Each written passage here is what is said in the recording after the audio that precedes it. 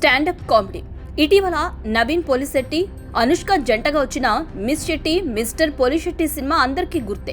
ఆ సినిమాలో హీరో నవీన్ పోలిశెట్టి ఓ స్టాండప్ కమేడియన్. ఓ హాల్లో అప్పటికప్పుడు జోకులు వేస్తూ అక్కడ ఉన్న వారిని నవ్వించడమే స్టాండప్ కామెడీ. అయితే ఇటీవల కాలంలో స్టాండప్ కామెడీ పేరుతో సమాజంలో కొందరు హద్దులు మీరి ఇతరుల మనోభావాలు దెబ్బతీసే వెకిలి జోకులు, వ్యక్తిగత విమర్శలకు పాల్పడుతున్న ఘటనలు పెరిగాయి.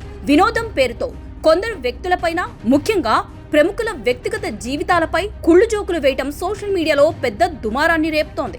నిజానికి స్టాండప్ కామెడీ అనేది ఒకరిని నవ్వించడానికి ఉద్దేశించిన కళ. అయితే ఆ నవ్వు ఎదుటివారి మనోభావాలు, వ్యక్తిగత జీవితాలను కించపరిచేలా ఉన్నప్పుడు అది పెద్ద వివాదానికి దారితీస్తుంది. ప్రస్తుతం తెలుగు రాష్ట్రాల్లో స్టాండప్ కామెడీ పేరుతో కొంతమంది బాగా వైరల్ అవుతున్నారు. అలాంటి వారిలో అనుదీప్ కటికల అనే స్టాండప్ కమీడియన్ ఇటీవల తన షోలో చేసిన కామెంట్లు తీవ్ర విమర్శలకు గురయ్యాయి. చివరికి అనుదీప్ పై Pawan Kalyan fans, mega fans fire అయ్యారు. పలుచోట్ల కేసులు కూడా పెట్టారు.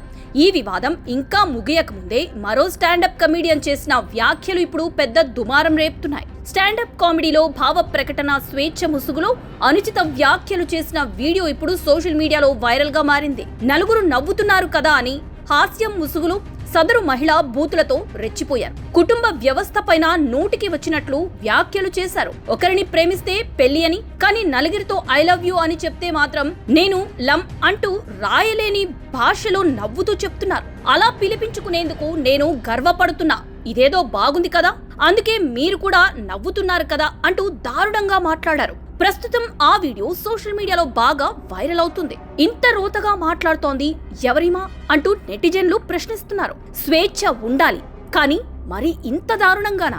దానికి స్టాండప్ కామెడీ అని పేరు పెట్టారు అంటూ ఆగ్రహం వ్యక్తం చేస్తున్నారు.